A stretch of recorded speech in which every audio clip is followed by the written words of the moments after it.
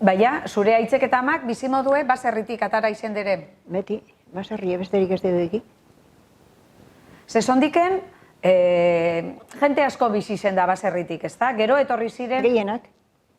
Gehienak baserrik izan ziren. Ze fabrika batzuk azureko atzinetik dauz. Asun. Asun horren gero horretan ziga eta horrek jasuen denporarako horrek fabrikak bai egozan. Bai egozan, bai. Eta herriko jentea joaten zan arabearren bere? Eurena basarrena, zigan ibiltzan beste urtean. Eta hori ganera, laguntza handi izango zan, ez da, etxerako, ze, bueno, baina hilero soldatatzu betaukitzea.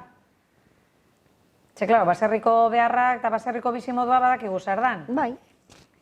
Batzuten beharra asko bai, baina gero, igual soloko generoa galdu iten da, edo... Bendejeagaz, berduria eta geusek, esnea. Eta manora joaten zan, herriberara, edo ensantzera, edo... Ez, herriberara. Herriberara.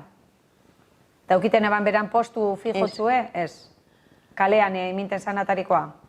Bai, ez plazan barruen. Bai, puesto fijoketan ezabien egunero jaten zinak. Postean bestea lekueko iten zuen lekuen. Trenean eraten zitu zen bendejak, eta gero kargeru gegoten ziren estazioan, plazara gauzak erateko.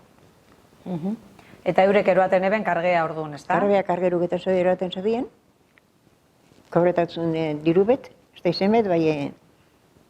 Eta esneak eta bendejea batera eroaten ebazan? Ez, esnea hemen zondiken. Esnea berton herrin? Berton herrin, bai. Etxeetara salduten eban? Berduria Bilbora,